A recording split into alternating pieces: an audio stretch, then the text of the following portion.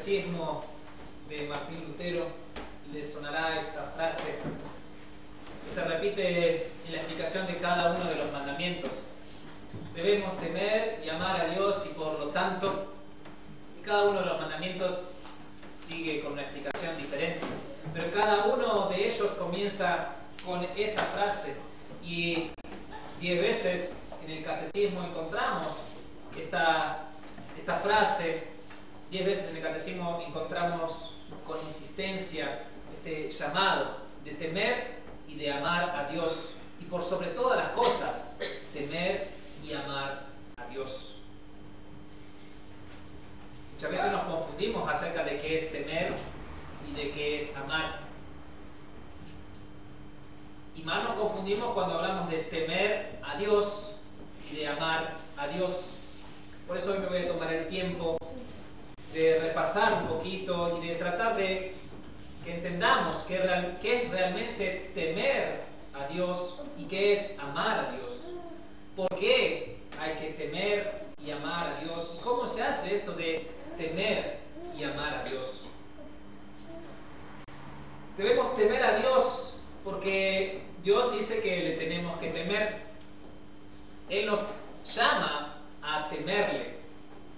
Bien, ¿cómo es temer a Dios? Bueno, Dios no es el personaje de una película de terror que nos persigue con un hacha y que nos hace correr despavoridos, asustados porque vamos a morir. Ese no es el temor de Dios. No es temer a Dios, es el mismo sentimiento cuando llegamos a oscuras a casa y que no hay nadie, que nos queremos apurar en prender las luces. Ahí tenemos miedo. No es eso el temor a Dios. Nuestro catecismo habla de temer a Dios, tal vez porque en una traducción al español no fue del todo feliz, pero cuando nosotros leemos el Antiguo Testamento muchísimas veces habla también del temor a Dios, y ese temor a Dios tiene que ver con lo que sucede en nuestro corazón cuando estamos delante de Él. Temer a Dios muchas veces se traduce en nuevas traducciones de la Biblia como reverencia. Temer a Dios es importantísimo. El libro de los Proverbios dentro de la Biblia señala bien en su principio que el temor del Señor es el principio de la sabiduría, es el comienzo de la inteligencia, y quien teme a Dios es una persona inteligente. Pero para entender qué es el temor a Dios, los voy a remitir a un hombre llamado Abraham. Primero se llamaba Abraham y luego Dios le cambió el nombre a Abraham. Algunos conocerán esa historia. Ese que vivía entre sus parientes en Mesopotamia y Dios va a buscarlo y lo llama y le dice que él o de él Dios iba a ser una gran nación y que de esa gran nación saldría un gran pueblo y que de ese gran pueblo se bendecería a todas las naciones alrededor. Abraham fue elegido por Dios. Abraham es el padre de la nación de los israelitas, ¿no? En realidad, abuelo de Jacob o de Israel. Y luego de ahí descienden todos los judíos, de los cuales también desciende el Mesías, Jesucristo nuestro Señor. Cuando Dios llama a Abraham, ¿saben la edad que tenía Abraham?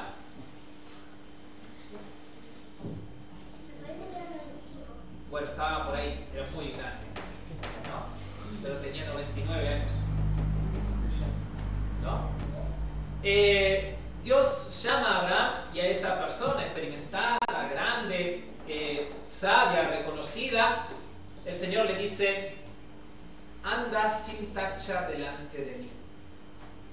Dios lo eligió para ser una gran nación, pero después le dijo: anda sin tacha delante de mí. Está diciendo: tenés que temerme. Tiene que ver con nosotros delante de Dios y en qué lugar nosotros nos ponemos cuando estamos delante de Dios. Cuando los salmos dicen: témanle todos los humanos, o témanle todas las naciones, habla de reverencia, habla de adoración, habla de inclinación, habla de postrarse. Teman a Dios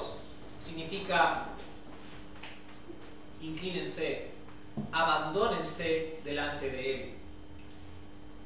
¿Por qué? ¿Por qué hemos de postrarnos delante de Dios? ¿Por qué hemos de inclinarnos delante de Dios? ¿Por qué abandonarnos delante de Dios? Porque Dios es superior a nosotros. Dios es más grande que nosotros. Dios es más fuerte que nosotros. Dios es más poderoso que nosotros. Dios es más santo que nosotros. Él es superior en todo lo que nosotros podamos pensar. Y como Él es superior en todo lo que podamos pensar, nosotros somos inferiores a Él en todo lo que podamos pensar. Y esa diferencia entre Dios y nosotros nos invita a que le temamos. No a que le tengamos miedo, sino a que nos ubiquemos en nuestro lugar. Y nuestro lugar es el de inclinarnos. Muchas veces escuchamos en la Biblia que la Biblia se refiere a Dios como Señor. Mi Señor, nuestro Señor, etc., ¿no? Y esa palabra de Señor nos remite a, por ahí, tiempos que nosotros ya no vivimos, pero tiempos donde había reyes que eran superiores a los que eran del vulgo, y eran los señores y los que no eran señores. Y cuando el Señor se acercaba, había que reverenciarlo, había que inclinarse delante de Él. ¿Por qué? Porque Él era superior, porque Él tenía el dinero, porque Él tenía el poder y Él tenía la fuerza. Así también nuestro Dios nos dice que le temamos, porque Él es ahí arriba y nosotros somos acá abajo, porque Él es grande y nosotros no lo somos. Y la posición natural delante de Dios es la de humillarse, la de inclinarse. Él es más fuerte que nosotros y lo ha demostrado en muchísimas ocasiones. Lo tenemos registrado en la Biblia.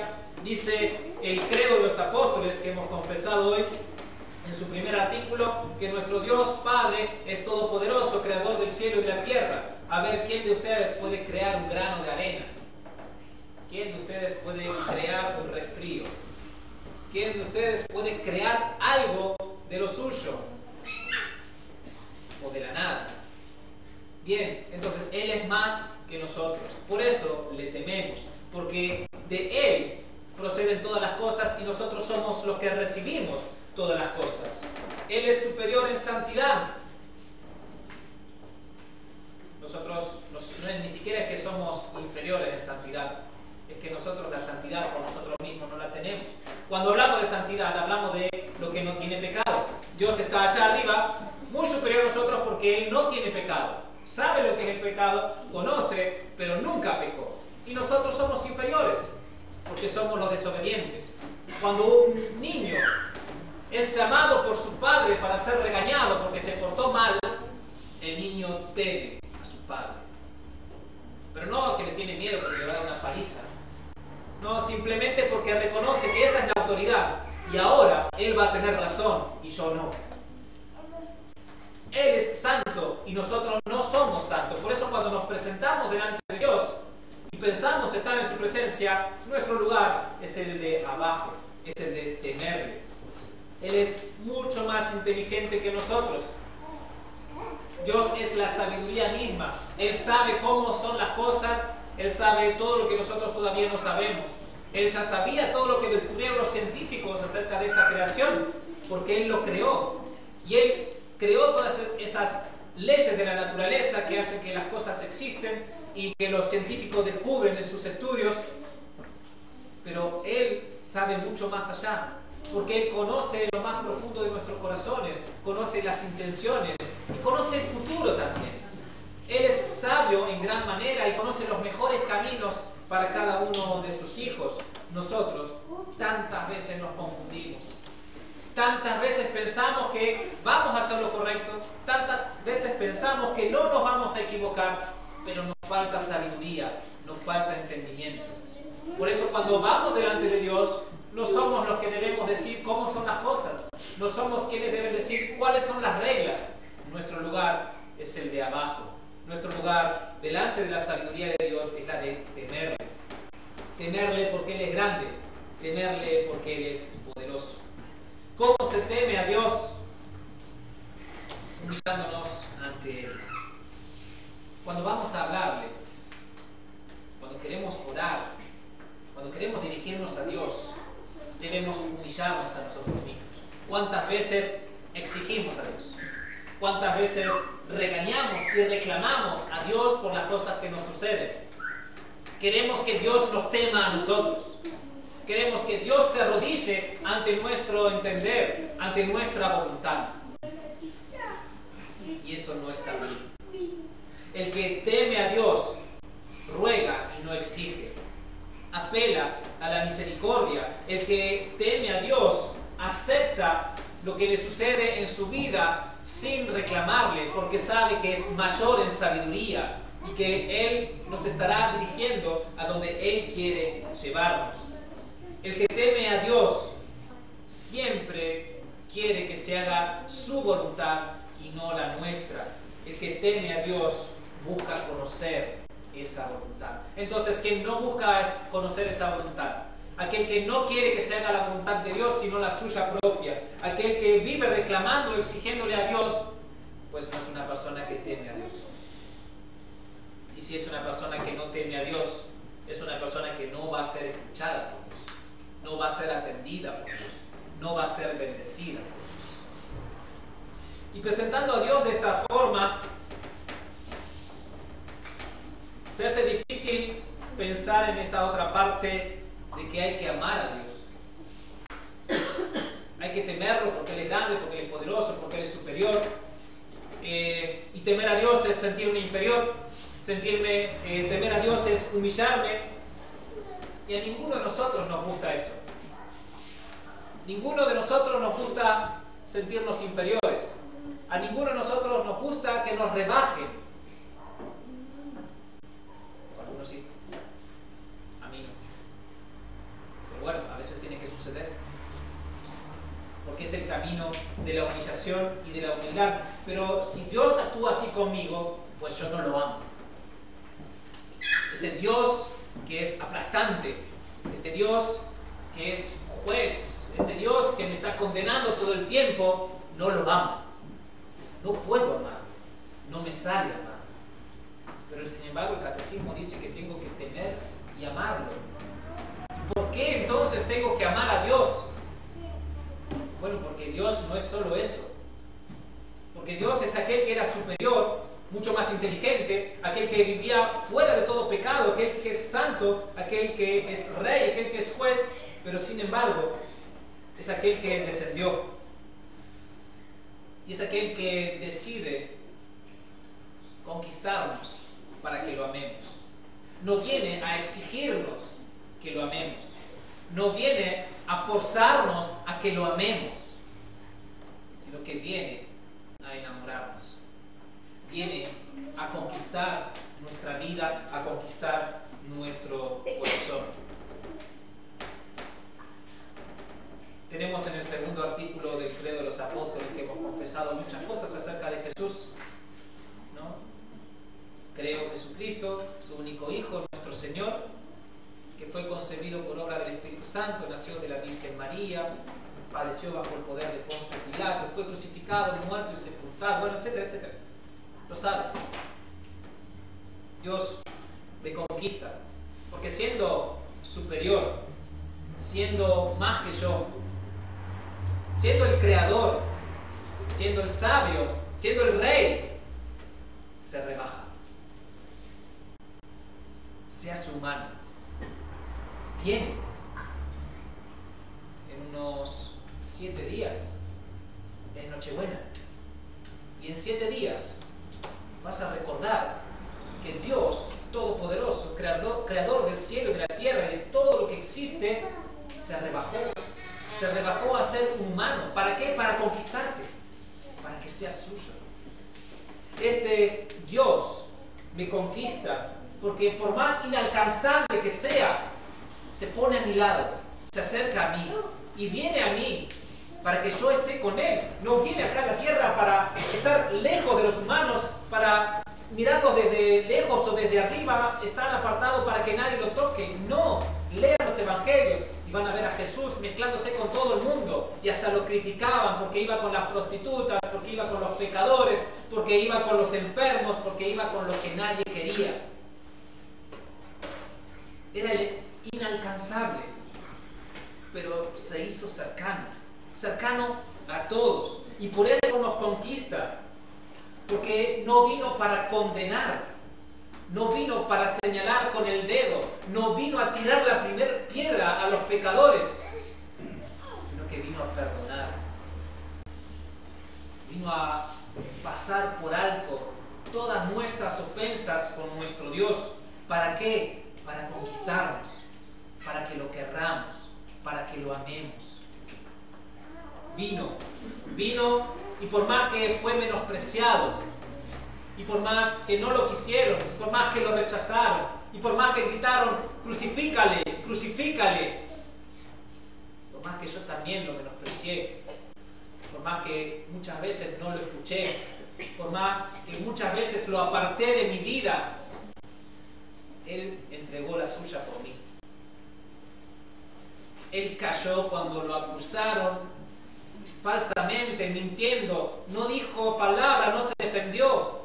Quería ser castigado, pero no porque es morboso.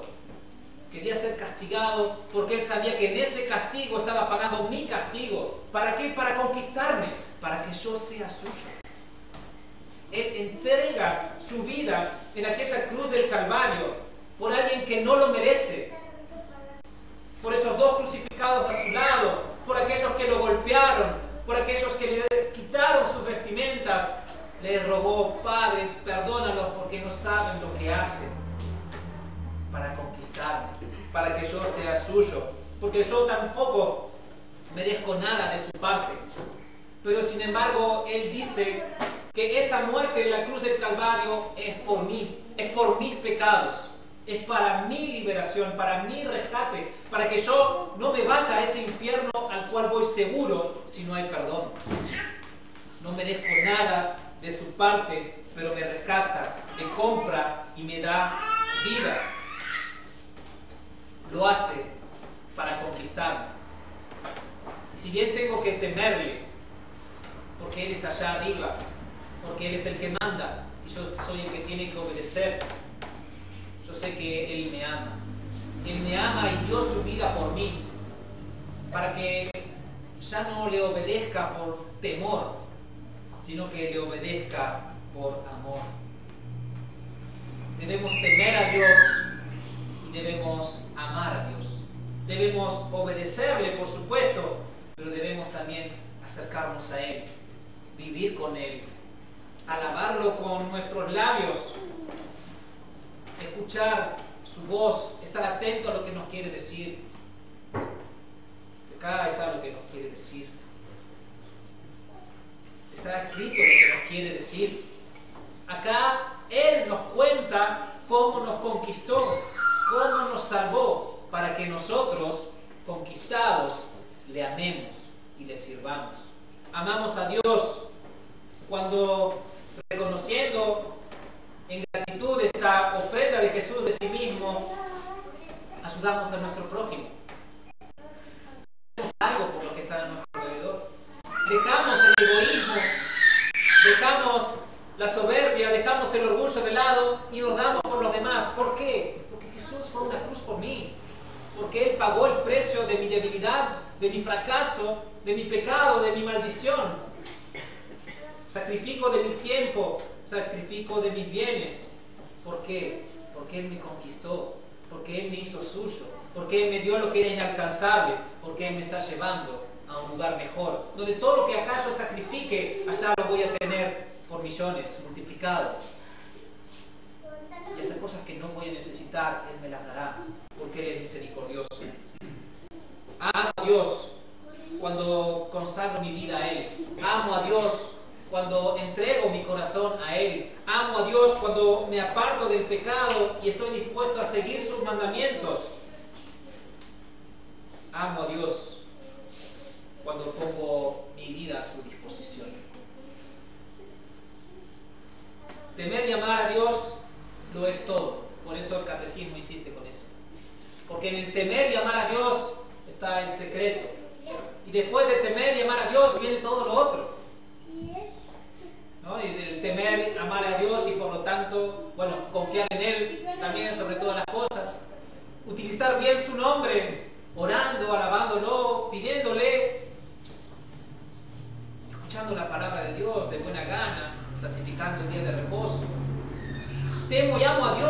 entonces, bueno, voy a honrar a mis padres, a mi madre, voy a honrar a mis superiores.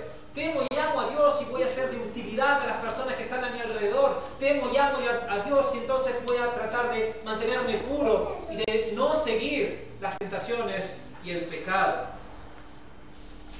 Temer y amar a Dios es aún más que todo eso. Porque quien teme y ama a Dios tiene vida eterna. Quien teme y ama a Dios, aquel que fue conquistado por Jesús por esa cruz del Calvario, es un hijo de Dios. Aquel que teme y ama a Dios tiene el privilegio de saber que Jesús camina con él, que Jesús va con él, que Jesús lo defiende en cada una de las pruebas, que Jesús está tendiendo su mano cada situación de la vida para estar presto a levantar al que tropieza, para sostener al que está resbalando, para afirmar al que se siente débil. Quien teme y ama a Dios es bendecido en la gracia de Dios. Y ahí está el sacramento, la Santa Cena. Esto que tres hoy aquí van a compartir por primera vez. El gran misterio de Dios, al cual nos acercamos con temor, por supuesto. Es el creador de todo lo que existe, el que murió y resucitó, el que tiene todo poder, el Señor y amo de todo el universo está aquí. Y me acerco con temor, pero también me acerco con amor. Porque lo que Él está trayendo acá es lo que Él ofreció en la cruz del Calvario. Él está trayendo acá su cuerpo y su sangre, lo que Él tanto ha sacrificado, con tanto dolor se ha desprendido, para que nosotros recibamos esa vida. Él viene. Dios viene, Cristo viene, el Cordero de Dios, el que quita el pecado del mundo, viene. Acerquémonos con temor, acerquémonos con reverencia, acerquémonos conquistados en nuestro corazón. Él viene para dar, y para dar, y para dar, y nunca se cansa de dar. Y el mayor de los dones es el que nos está dando en este sacramento. Nos está dando su propia vida, nos está dando esa eternidad, nos está dando la comunión con Dios, nos está dando la paz, nos está dando el perdón. Jesús viene y se acerca a nosotros para que nunca te olvides de quién es Él. Jesús viene en este sacramento y en este lugar estará acá todos los domingos. Espero que la que se vaya a misiones lo vea seguido también. Pero siempre, cada domingo, Dios viene y te da la oportunidad de vivir en su amor. Te da la oportunidad de ser conquistado por su amor. Y recordar siempre que si Él lo ha hecho una vez, lo repetiría una y otra vez, porque nunca dejará de amarte. Que nos mantenga en esa gracia, que Él nos mantenga en ese favor, que Él nos mantenga en el temor y en el amor, porque Él nos ha conquistado.